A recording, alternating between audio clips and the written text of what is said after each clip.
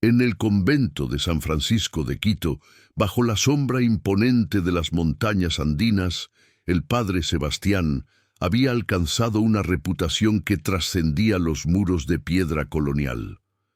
Sus sermones eran legendarios, capaces de hacer llorar a los más endurecidos pecadores y de devolver la fe a quienes la habían perdido. Las palabras que pronunciaba cada domingo parecían cinceladas por el mismo Dios, tan perfectas y conmovedoras que los fieles llenaban la nave de la iglesia hasta el último rincón, ansiosos por escuchar su voz. Pero lo que nadie sabía era el secreto oscuro que habitaba en su celda, oculto tras las páginas amarillentas de sus manuscritos. Era noviembre de 1857, y Quito vivía días de tensión política tras los conflictos entre conservadores y liberales que habían dividido al país. Las calles empedradas del centro histórico resonaban con rumores de conspiraciones y ajusticiamientos sumarios. En medio de ese caos, el convento representaba un refugio de paz, o al menos eso creían todos. Si te está gustando esta historia, suscríbete al canal y déjanos en los comentarios desde dónde nos estás viendo. Tu apoyo significa mucho para nosotros. El hermano Mateo, un novicio de apenas 19 años, recién llegado de Riobamba, fue asignado para ayudar al padre Sebastián con sus tareas diarias. Era un joven de ojos oscuros y rostro anguloso, marcado por el hambre que había sufrido en su infancia. Su familia, campesinos humildes de la sierra, había hecho grandes sacrificios para enviarlo al convento, esperando que encontrara allí un futuro mejor que el que les ofrecían las tierras áridas del páramo. Durante las primeras semanas, Mateo observó al padre Sebastián con admiración reverencial. El monje era un hombre de unos 50 años, de complexión delgada y mirada penetrante, con manos largas y pálidas que parecían pertenecer más a un músico que a un religioso. Pasaba horas encerrado en su celda, escribiendo a la luz de las velas, y solo salía para celebrar misa o para caminar en silencio por el claustro durante las noches frías de la capital ecuatoriana. Una madrugada de finales de noviembre, cuando el viento helado que bajaba del Pichincha silbaba entre las tejas del convento, Mateo fue despertado por un sonido extraño. Era un gemido sordo, como de alguien que sufría en silencio. Asustado, el joven novicio se levantó de su catre de madera y salió al pasillo oscuro. La luz tenue de una vela brillaba bajo la puerta de la celda del padre Sebastián. Mateo se acercó con cautela, el corazón latiéndole con fuerza contra las costillas. El gemido se repitió, más claro esta vez, seguido del sonido inconfundible de algo líquido goteando sobre el piso de piedra. El novicio dudó. Las reglas del convento eran estrictas. Cada monje tenía derecho a su privacidad, y entrometerse en los asuntos de otro hermano era considerado una grave falta. Pero algo en ese sonido, algo primitivo y aterrador, lo impulsó a tocar suavemente la puerta. No hubo respuesta. Mateo esperó unos segundos que se sintieron como horas. Finalmente, con la mano temblorosa, empujó la puerta. Lo que vio dentro de esa celda cambiaría su vida para siempre. El padre Sebastián estaba sentado frente a su escritorio de madera oscura, el mismo donde escribía sus célebres sermones. Pero en ese momento, la escena no tenía nada de divino. El monje tenía la manga izquierda de su hábito enrollada hasta el codo, revelando un brazo cubierto de cicatrices antiguas y recientes. En su mano derecha sostenía un pequeño cuchillo ritual, de esos que se usaban en las ceremonias religiosas más antiguas, y estaba haciendo un corte superficial, pero deliberado, en la piel de su antebrazo. La sangre brotaba lentamente, cayendo gota a gota en un pequeño tintero de plata. El padre Sebastián parecía estar en un trance, sus labios murmurando oraciones en latín, mientras la vela proyectaba sombras danzantes en las paredes encaladas. Sobre el escritorio había páginas y páginas de manuscritos, todos escritos con una tinta de un rojo oscuro, casi negro, que Mateo comprendió con horror, que no era tinta en absoluto. El grito del novicio rompió el silencio como un cristal que se hace añicos. El padre Sebastián levantó la vista bruscamente, sus ojos encontrándose con los de Mateo. Por un instante, en la mirada del monje mayor, había algo que parecía alivio, como si durante años hubiera estado esperando que alguien descubriera su secreto terrible. Mateo retrocedió tropezando con el marco de la puerta. Su mente no podía procesar lo que acababa de presenciar.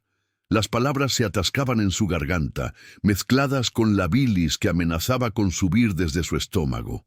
El padre Sebastián se puso de pie lentamente, el cuchillo aún en su mano, la sangre goteando sobre el piso de piedra, formando un pequeño charco carmesí. «Hermano Mateo», dijo con voz calmada, casi paternal, «entra y cierra la puerta. Hay cosas que debo explicarte». El novicio quería huir, correr por los pasillos del convento gritando hasta despertar a todos los hermanos, pero sus piernas no le respondían. Había algo en la voz del padre Sebastián, una autoridad que había sido cultivada durante décadas de predicar y guiar almas, que lo paralizaba en su lugar. «Por favor», insistió el monje mayor, y esta vez había una súplica genuina en su tono. «Si gritas, si alertas a los demás, nunca comprenderán la verdad. Me condenarán sin escuchar, y toda mi obra quedará manchada para siempre». Contra todo instinto de supervivencia, Mateo entró en la celda y cerró la puerta tras de sí. Sus manos temblaban tanto que apenas pudo girar el pestillo. El padre Sebastián dejó el cuchillo sobre el escritorio y comenzó a vendarse el brazo con tiras de tela blanca, que ya estaban manchadas de sangre seca, evidencia de que esta no era la primera vez, ni siquiera la 100ª, que realizaba este ritual macabro. «Siéntate», le indicó el monje señalando el único taburete de la celda. Mateo obedeció como si estuviera bajo un hechizo. El padre Sebastián permaneció de pie junto a la ventana, mirando hacia el cielo nocturno, donde las estrellas brillaban con una claridad que solo se ve en las alturas de los Andes. «He esperado este momento durante 15 años», comenzó a decir el padre Sebastián, su voz monótona, como si estuviera recitando un rezo aprendido de memoria. 15 años desde que comencé esta práctica, 15 años de dolor y de gloria entrelazados, 15 años viviendo con la pregunta de si estoy sirviendo a Dios o al diablo. Mateo encontró finalmente su voz, aunque salió temblorosa y quebrada. «Padre, ¿qué ha estado haciendo? ¿Por qué? ¿Por qué escribe con su propia sangre?» El monje mayor se volvió hacia él, y bajo la luz de la vela, su rostro parecía el de un condenado que ha aceptado su destino. Las arrugas alrededor de sus ojos eran profundas, excavadas no solo por los años, sino por el peso de algún conocimiento terrible. «Comenzó como un acto de penitencia», explicó el padre Sebastián, caminando lentamente por la pequeña celda. «Hace 18 años, cuando yo era apenas un sacerdote joven asignado a una parroquia en la Tacunga, cometí un pecado que no puedo confesar. No aquí, no ahora. Basta con decir que un hombre murió por mi culpa, un hombre inocente cuya sangre manchó mis manos de una forma que el agua bendita nunca pudo limpiar». Se detuvo y miró sus propias manos como si pudiera ver aún las manchas invisibles. «Durante meses no pude dormir. Cada vez que cerraba los ojos, veía su rostro, escuchaba sus últimas palabras.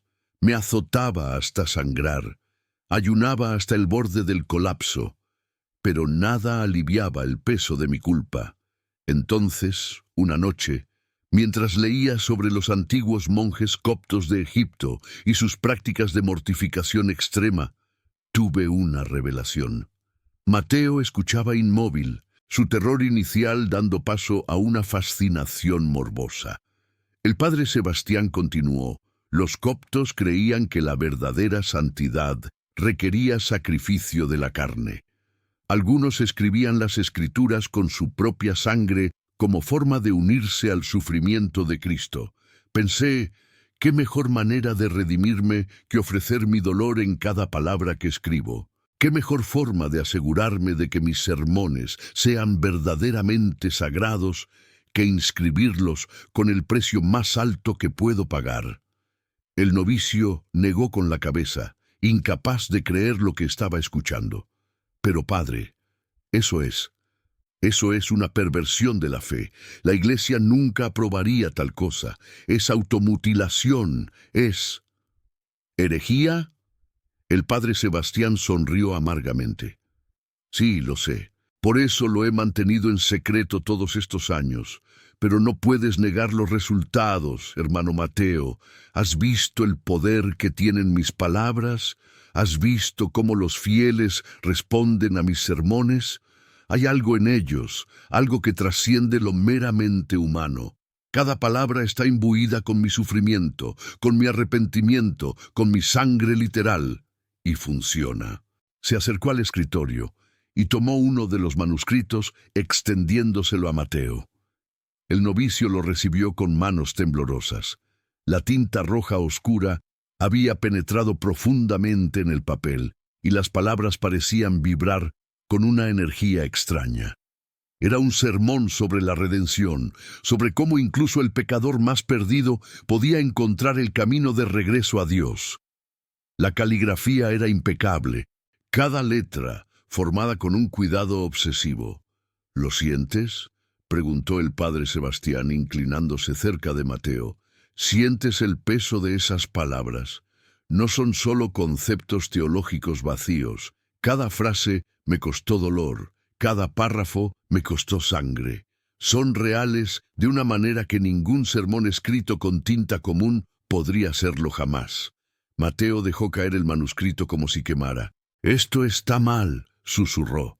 «Esto está profundamente mal, padre. No importa cuán poderosos sean sus sermones. Esto no puede venir de Dios. Dios no pide sacrificios humanos. Cristo ya derramó su sangre por nosotros. No necesitamos sufrir», lo interrumpió el padre Sebastián, y por primera vez había ira en su voz. «No necesitamos sacrificarnos. ¿Acaso no dice San Pablo que completamos en nuestra carne lo que falta de las aflicciones de Cristo? Yo no estoy tratando de reemplazar su sacrificio, hermano. Estoy tratando de participar en él de la manera más literal posible». El silencio que siguió fue denso, cargado de una tensión que parecía solidificar el mismo aire de la celda. Fuera, en algún lugar del convento, sonó la campana que marcaba las 3 de la madrugada. Era la hora del oficio de maitines, pero ninguno de los dos hombres se movió. Finalmente, Mateo habló, y había una nueva resolución en su voz. «Debo reportar esto. Es mi deber como hermano de esta orden». El padre Sebastián asintió lentamente, como si hubiera esperado esas palabras. «Lo sé, y no te lo impediré. Pero antes de que lo hagas, te pido una cosa. Lee todos mis sermones. No solo los que he escrito con sangre, sino también los que escribí antes, cuando era joven, cuando usaba tinta común. Compáralos. Juzga por ti mismo si ha habido una transformación, si mis escritos posteriores no poseen algo que los anteriores carecían». Mateo miró la pila de manuscritos que se apilaban en varios cajones y estanterías de la celda. Debía haber cientos de ellos. ¿Cuántas páginas ha escrito así? Cada sermón que he dado en los últimos 15 años, cada carta pastoral, cada meditación religiosa.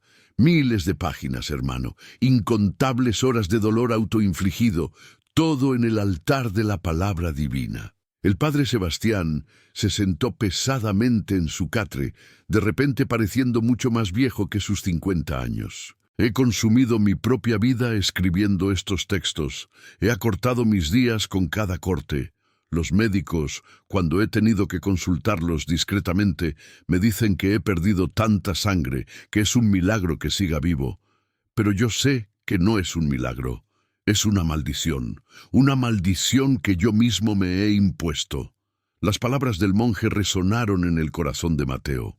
Vio en ese momento no a un hereje perverso, sino a un hombre quebrado, un hombre que había tratado de expiar un pecado antiguo a través del método más extremo que pudo concebir. Pero eso no lo hacía menos peligroso, ni menos equivocado. «Le daré 3 días», dijo Mateo finalmente. 3 días para que ordene sus asuntos, para que se prepare. Luego iré con el superior y le contaré todo. Usted necesita ayuda, padre.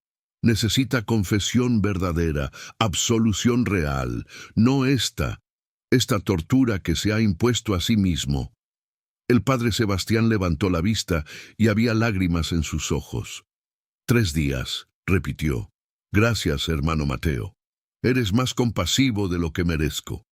Durante los siguientes 3 días, el convento de San Francisco continuó con su rutina normal. Pero bajo la superficie, 2 hombres vivían en un infierno privado. El padre Sebastián no escribió nada nuevo durante ese tiempo. En cambio, pasaba horas en la capilla, de rodillas ante el altar, sus labios moviéndose en oraciones silenciosas. Mateo lo observaba desde lejos, dividido entre la compasión y el horror, entre el deber y la misericordia. El novicio cumplió su promesa de leer los manuscritos antiguos del padre Sebastián, aquellos escritos antes de que comenzara su práctica macabra. Eran buenos, sin duda, llenos de conocimiento teológico y razonamiento sólido. Pero cuando comparó esos textos con los escritos en sangre, tuvo que admitir, aunque le repugnara hacerlo, que había una diferencia. Los sermones más recientes tenían una cualidad visceral, una inmediatez emocional que los anteriores carecían. Era como si las palabras hubieran sido arrancadas del alma misma del autor, impregnadas con un sufrimiento tan profundo que atravesaba la página y llegaba directamente al corazón del lector. Esto solo hizo que la situación fuera más perturbadora para Mateo. Era posible que el padre Sebastián tuviera razón, que su práctica blasfema hubiera sido de alguna manera santificada por su intención, ¿o era esto precisamente la clase de tentación que el demonio usaría, disfrazando el mal con el manto de lo sagrado? La noche del 3er día, Mateo se preparó para ir a ver al superior del convento. Había ensayado en su mente las palabras que usaría, cómo explicaría lo que había descubierto sin sonar como un loco. Pero cuando salió de su celda, encontró al padre Sebastián esperándolo en el pasillo, una vela en su mano pálida. «Ven conmigo», dijo el monje mayor. «Hay algo más que debes saber antes de que hagas tu reporte, algo que explica todo, aunque sé que no me absolverá». Intrigado a su pesar, Mateo siguió al padre Sebastián a través de los pasillos oscuros del convento. Bajaron por una escalera de piedra que el novicio no conocía, adentrándose en las catacumbas debajo del edificio. El aire se volvió frío y húmedo, cargado con el olor a tierra mojada y velas de sebo. Las paredes estaban cubiertas de nichos donde descansaban los restos de monjes muertos hacía siglos, sus cráneos mirando con cuencas vacías a los 2 hombres vivos que caminaban entre ellos. Finalmente, llegaron a una pequeña cámara al final de un pasillo especialmente estrecho. La habitación era circular, sin más mobiliario que un altar de piedra simple en el centro. Sobre ese altar había un libro antiguo, encuadernado en cuero negro y cerrado con cadenas de hierro oxidado. «Este libro llegó al convento hace 50 años», explicó el padre Sebastián, su voz haciendo eco en la cámara. «Fue traído por un misionero jesuita que había estado en México, en las profundidades de la selva de Chiapas. Allí, entre las ruinas de una civilización antigua, encontró este texto. Nunca supo quién lo escribió originalmente, Pero el misionero que lo tradujo enloquecido. Se arrancó los propios ojos antes de morir, gritando sobre visiones de sangre y fuego. Mateo sintió un escalofrío recorrer su espalda. ¿Por qué me muestra esto? Porque este libro, continuó el padre Sebastián, acercándose al altar, contiene rituales. Rituales que vinculan la sangre con el poder espiritual. Cuando llegué aquí hace 18 años, huyendo de mi pecado en la Tacunga, el superior anterior me habló de este libro. Me dijo que estaba maldito, que nunca debería ser abierto, pero yo, en mi desesperación, en mi necesidad de encontrar alguna forma de expiación que funcionara, lo abrí, lo leí, y encontré instrucciones para lo que llaman la escritura del penitente. Un método mediante el cual un escriba podía imbur sus palabras con poder verdadero a través del sacrificio de su propia esencia vital. El monje mayor giró hacia Mateo, su rostro apenas visible en la luz temblorosa de la vela. Al principio pensé que era solo superstición pagana, pero estaba tan desesperado que lo intenté. Y funcionó, hermano Mateo, funcionó más allá de mis sueños más salvajes. Cada sermón que escribía con mi sangre tenía un efecto que nunca había logrado antes. Convertía pecadores, sanaba almas, traía luz a las tinieblas. Me dije a mí mismo que era la voluntad de Dios, que Él estaba usando incluso este método poco ortodoxo para su gloria. Pero no era Dios, susurró Mateo, comprendiendo finalmente. Era algo más. El padre Sebastián asintió lentamente. Durante años no quise admitirlo, pero últimamente, en los últimos meses, he comenzado a ver cosas, sombras que se mueven en los bordes de mi visión, voces que susurran en lenguas que no comprendo, sueños de civilizaciones muertas y dioses olvidados que exigen sangre, siempre sangre. Creo que al practicar estos rituales, aunque sea con intención piadosa, he abierto una puerta que nunca debió abrirse. Retrocedió del altar, su rostro contorsionado en una mezcla de miedo y arrepentimiento. Por eso te encontré esa noche, hermano Mateo. No fue casualidad. He estado rezando para que alguien descubriera mi secreto, alguien que pudiera detenerme antes de que sea demasiado tarde, porque siento que hay algo creciendo dentro de mí, algo oscuro que se alimenta de mi dolor autoinfligido, y temo que pronto ya no seré yo quien controle la pluma.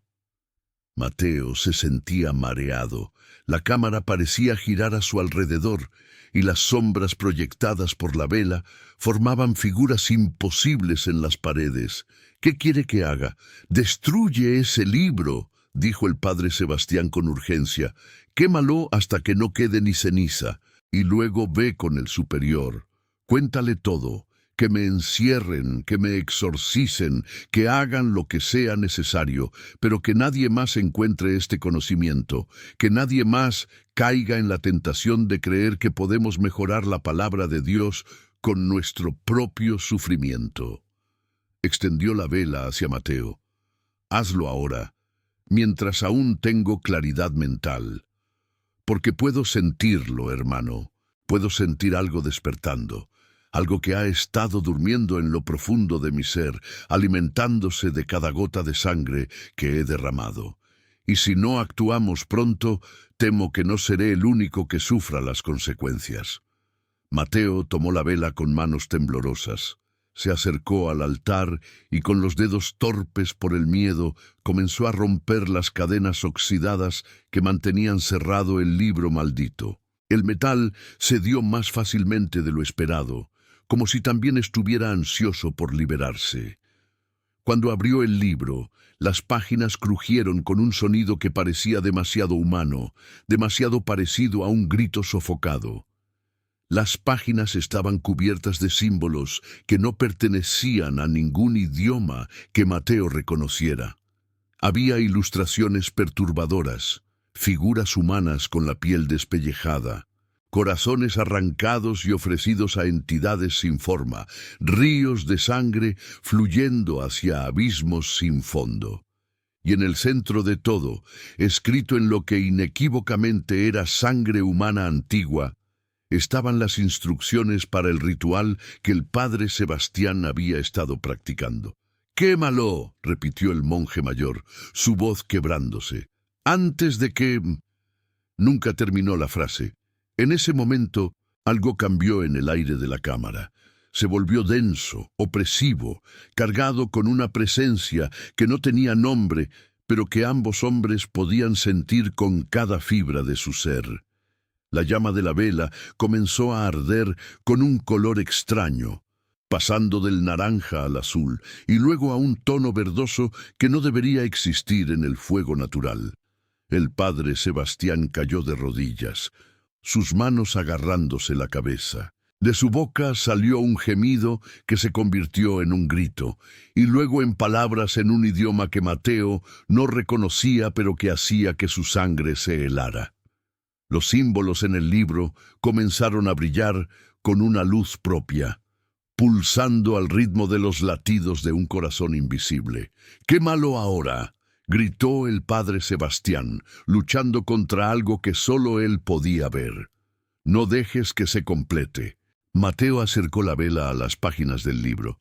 El fuego las tocó, y por un momento pareció que el libro simplemente se consumiría como cualquier otro objeto material.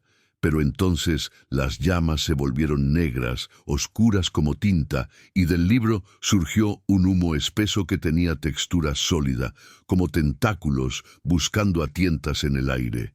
El novicio retrocedió, aterrorizado, dejando caer la vela. Pero el libro ya estaba ardiendo, consumiéndose con un fuego antinatural que no daba calor sino frío, un frío que penetraba hasta los huesos.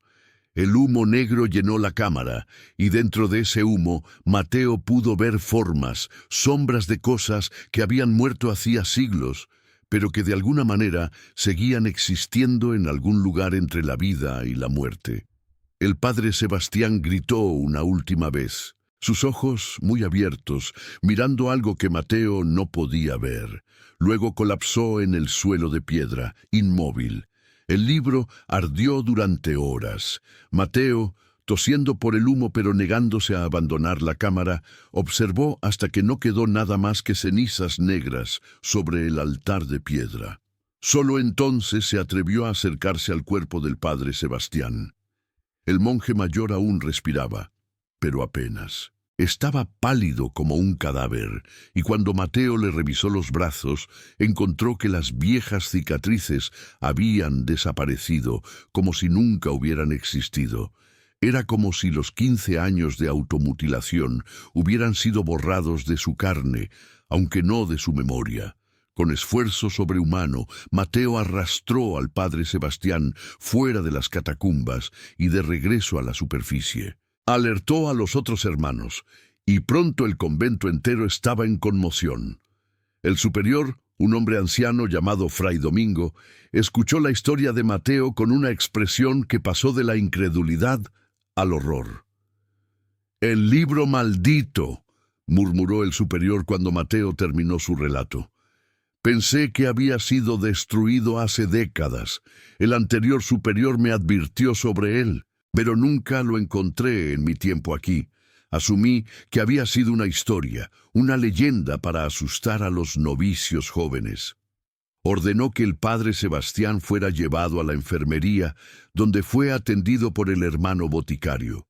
Durante 3 días, el monje herido estuvo entre la vida y la muerte, delirando en lenguas extrañas, gritando sobre visiones de sangre y ciudades sumergidas. Los monjes se turnaron para rezar a su lado, exorcizando lo que fuera que hubiera tomado raíz en su alma. Mateo no se apartó de su lado. Sentía que era su responsabilidad, que de alguna manera él estaba conectado con el destino del padre Sebastián. Durante las largas horas de vigilia, el novicio pensaba en todo lo que había aprendido en esos días terribles. Pensaba en cómo el bien y el mal podían entrelazarse de formas tan complejas que era imposible separarlos. Pensaba en cómo la desesperación podía llevar incluso a los más devotos por caminos oscuros. La mañana del 4.º día, El padre Sebastián finalmente abrió los ojos. Estaban claros por primera vez en años, libres de la sombra que los había habitado. Vio a Mateo sentado junto a su cama y sonrió débilmente. ¿Lo destruiste?, preguntó con voz ronca. Sí, respondió Mateo. No queda nada. El padre Sebastián suspiró con alivio. Gracias. Gracias por salvarme de mí mismo. Hizo una pausa, reuniendo fuerzas. Hay algo más que debes saber. En mi escritorio, en el cajón más bajo, hay un sobre sellado. Dentro está la confesión completa de mi pecado original, el que me llevó por este camino. Dáselo al superior. Es hora de que enfrente el juicio que he estado evitando todos estos años. Mateo asintió y fue a buscar el sobre. Cuando regresó, el padre Sebastián estaba dormido otra vez, pero era un sueño pacífico, muy diferente de los delirios febriles de los días anteriores. El sobre contenía una confesión, escrita años atrás, en tinta común, no en sangre. Contaba la historia de cómo el joven sacerdote Sebastián, recién ordenado y asignado a una parroquia en la Tacunga, había estado involucrado en una disputa sobre tierras de la iglesia. Un campesino local, un hombre llamado Roberto Vázquez, había insistido en que ciertas tierras pertenecían a su familia desde tiempos inmemorables, no a la parroquia. El padre Sebastián, convencido de que el hombre mentía y temiendo perder control sobre recursos importantes, había falsificado documentos para probar el reclamo de la iglesia. Pero Roberto no se había rendido. Había seguido luchando, llevando el caso a autoridades cada vez más altas. Finalmente, el padre Sebastián, en un momento de pánico y orgullo herido, había conspirado con ciertos hombres para silenciar a Roberto permanentemente. No había planeado asesinato, insistía la confesión, solo quería asustarlo para que desistiera. Pero las cosas habían salido mal. Roberto había muerto durante el altercado, dejando atrás una viuda y 3 hijos pequeños. El padre Sebastián había huido de la Tacunga, obteniendo transferencia al convento de Quito, bajo pretextos falsos. Y durante todos estos años, la culpa había carcomido su alma, llevándolo finalmente a los rituales blasfemos que creía serían su redención. El superior Fray Domingo leyó la confesión con lágrimas en los ojos. «Esto cambia todo», dijo. «Debemos contactar a las autoridades civiles. El padre Sebastián deberá enfrentar justicia tanto eclesiástica como secular». Y así fue. Cuando el padre Sebastián se recuperó lo suficiente para caminar, fue entregado a las autoridades de Quito. El caso causó sensación en la ciudad. Los periódicos de la época publicaron largos artículos sobre el monje de los sermones de sangre, con ilustraciones exageradas que mostraban al padre Sebastián como un demonio en hábitos religiosos. El juicio duró semanas. La defensa argumentó que el padre Sebastián había sido víctima de influencias sobrenaturales, que el libro maldito lo había corrompido más allá de su voluntad. La fiscalía insistió en que era simplemente un asesino que había usado la religión para ocultar su crimen y luego había caído en prácticas heréticas por genuina corrupción moral. Mateo fue llamado a testificar. Bajo juramento, contó todo lo que había presenciado en el convento. Habló del libro, de las catacumbas, de cómo había visto al padre Sebastián luchar contra algo que parecía estar más allá de lo puramente humano.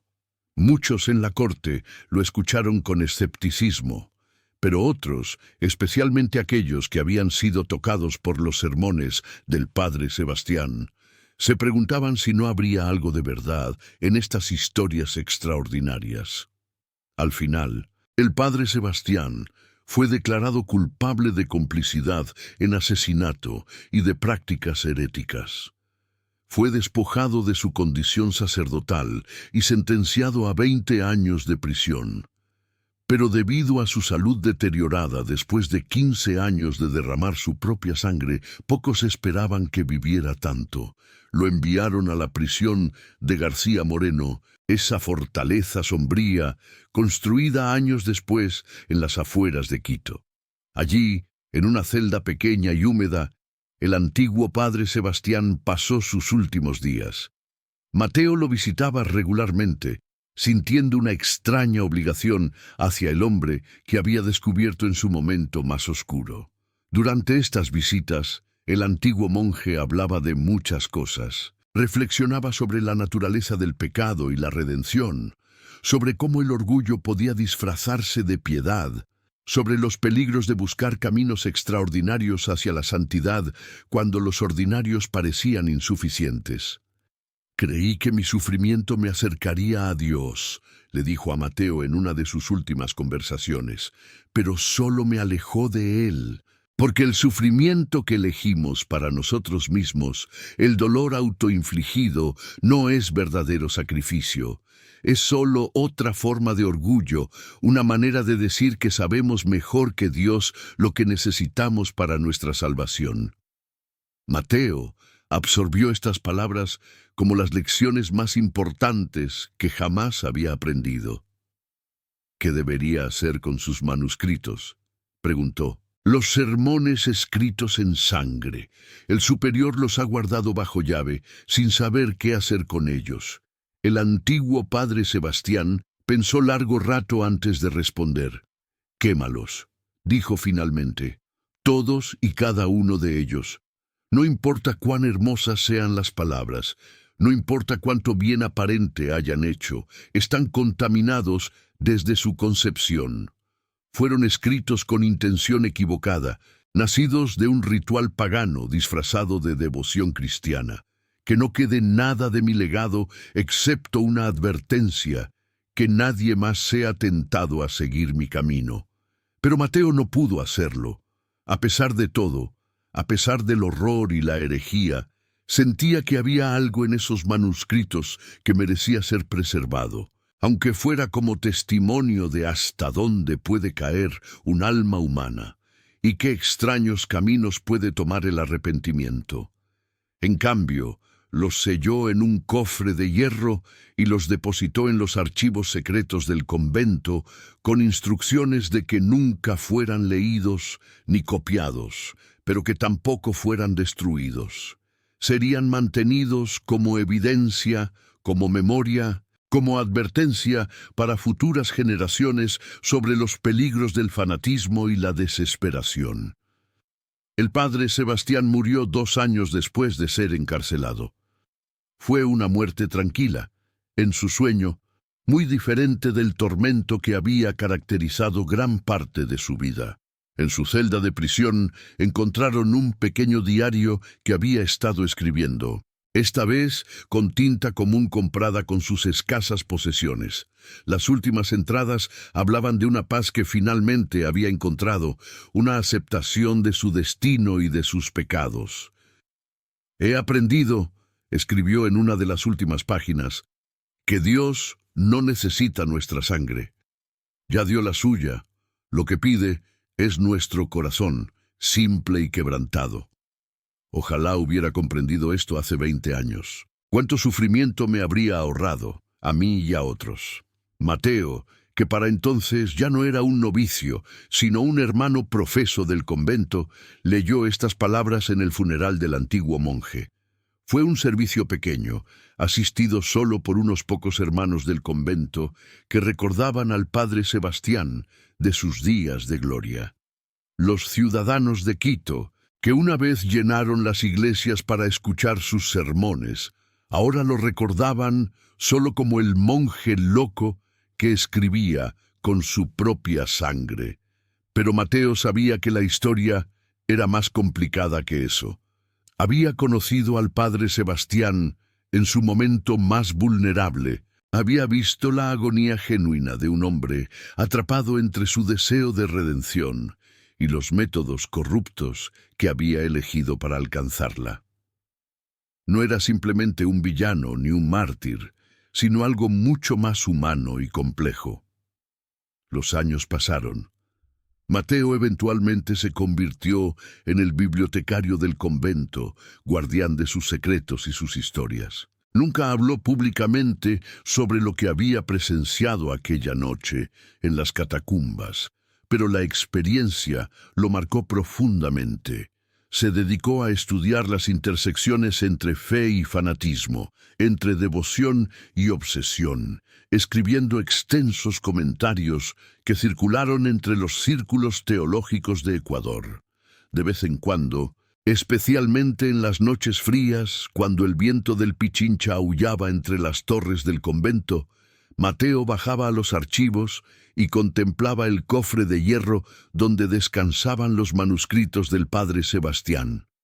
Nunca los abrió, nunca los leyó de nuevo, pero su presencia era un recordatorio constante de las lecciones que había aprendido. Una noche de noviembre, exactamente 50 años después de haber descubierto al padre Sebastián en su celda, Mateo tuvo un sueño. En él, vio al antiguo monje joven otra vez, antes de que el peso de su pecado lo hubiera encorvado. Estaba de pie en una pradera llena de luz, y en sus manos sostenía no un cuchillo ni un tintero de sangre, sino simplemente una pluma y papel común. «Gracias», le dijo el padre Sebastián en el sueño, «por no destruir mi historia, no para glorificarme, sino para que otros aprendan, para que sepan que incluso las mejores intenciones pueden llevarnos por caminos oscuros si no tenemos cuidado, para que comprendan que el verdadero sacrificio no es el que nos infligimos a nosotros mismos, sino el que hacemos por otros con amor desinteresado». Mateo despertó con lágrimas en los ojos. Supo entonces que había tomado la decisión correcta al preservar los manuscritos, no como reliquias sagradas, sino como testimonio humano de error y redención, de caída y quizás de una gracia final que trasciende incluso nuestros peores errores. El convento de San Francisco de Quito aún existe hoy, sus paredes de piedra guardando secretos de siglos. En algún lugar de sus archivos profundos, sellado y olvidado por la mayoría, descansa el cofre de hierro. Los manuscritos escritos en sangre se han desvanecido con el tiempo, las palabras carmesí desintegrándose en polvo marrón. Pero la historia permanece, transmitida en susurros entre los hermanos más antiguos, una advertencia sobre los peligros de la devoción mal dirigida y el precio terrible de buscar la santidad por medios profanos. Y si alguna vez visitas ese convento antiguo, si bajas a sus catacumbas donde el aire huele a siglos y velas de sebo, quizás sientas una presencia allí, no malévola, no exactamente, pero tampoco completamente en paz. Es la memoria de un hombre que intentó comprar su redención con su propia sangre, solo para descubrir que la salvación nunca estuvo en venta. Es el eco de sermones pronunciados con pasión terrible, palabras que movieron almas, pero que nacieron de un ritual que nunca debió realizarse. Y si escuchas con atención suficiente, en el silencio profundo de esas cámaras subterráneas, quizás oigas el susurro más débil, una advertencia, una súplica, una confesión final de un monje que aprendió demasiado tarde que la verdadera penitencia no requiere sangre, solo humildad, y que el camino a Dios, aunque pueda parecer ordinario y poco heroico, es el único que vale la pena seguir, porque al final la historia del padre Sebastián no es sobre lo sobrenatural ni sobre libros malditos. Es sobre algo mucho más aterrador y real.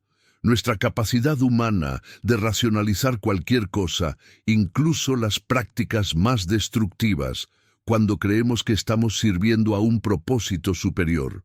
Es sobre cómo el orgullo puede disfrazarse de humildad y cómo el sufrimiento autoinfligido puede parecer santidad cuando en realidad es solo otra forma de control. Mateo vivió hasta los 80 años, sirviendo fielmente en el convento hasta el final de sus días. En su lecho de muerte, rodeado de hermanos más jóvenes, les habló una última vez sobre el padre Sebastián. No lo juzguen duramente, les dijo con voz débil. Era un hombre que amaba a Dios con desesperación terrible. Su error no fue amar demasiado, sino amar de la manera equivocada. Aprendan de él. Cuando sientan que deben hacer algo extraordinario para probar su fe, algo extremo y doloroso, deténganse. Recuerden que a veces lo más difícil, lo más verdaderamente sacrificial, es simplemente vivir con humildad y gracia en lo ordinario. Fueron las últimas palabras coherentes que pronunció. Murió esa noche pacíficamente, con una pequeña sonrisa en los labios. Lo enterraron en el cementerio del convento, no lejos de donde descansaba el padre Sebastián, dos hombres cuyas vidas se habían entrelazado de la manera más extraña e inolvidable. Y allí permanecen hasta hoy, bajo la sombra del Pichincha, en la ciudad de Quito, donde el aire es delgado y las estrellas brillan con una claridad que parece tocar lo divino. Sus tumbas son simples, sin inscripciones elaboradas, solo sus nombres y las fechas de sus vidas, pero su historia perdura, transmitida de generación en generación, una lección sobre los peligros del fanatismo y la importancia de la verdadera humildad, porque en el fondo, la confesión más inquietante del monje que escribía sermones con sangre humana no fue el acto mismo de derramar su propia sangre, ni siquiera el crimen que cometió en su juventud. Fue su admisión final de que todo ese sufrimiento, todos esos años de dolor autoinfligido, habían sido inútiles. Que la redención que buscaba había estado disponible todo el tiempo en la forma más simple. Confesión honesta, arrepentimiento genuino y la humilde aceptación de que no podemos ganarnos el perdón de Dios, solo podemos recibirlo. Esa es la verdadera historia del padre Sebastián de Quito. El monje que escribió con sangre no es una historia de milagros ni de santidad oscura, sino de error humano, de arrepentimiento tardío y de una gracia que, incluso al final, puede alcanzar hasta a los más perdidos entre nosotros. Y si alguna vez te encuentras tentado a creer que debes hacer algo extraordinario, algo extremo, para probar tu valor ante Dios o ante ti mismo, recuerda esta historia. Recuerda que el verdadero sacrificio es mucho más simple y, paradójicamente, mucho más difícil que cualquier acto de automortificación espectacular. Es la rendición diaria del ego. La elección constante de amar cuando es más fácil odiar, de perdonar cuando es más fácil guardar rencor, de servir cuando es más fácil ser servido. Esa era la lección que el padre Sebastián nunca aprendió hasta el final de su vida. Pero tú, que has escuchado su historia, aún tienes tiempo de aprenderla ahora. No derrames tu sangre buscando lo que ya te ha sido dado libremente. Simplemente vive, ama y acepta que tu humanidad imperfecta es suficiente a los ojos de quien te creó.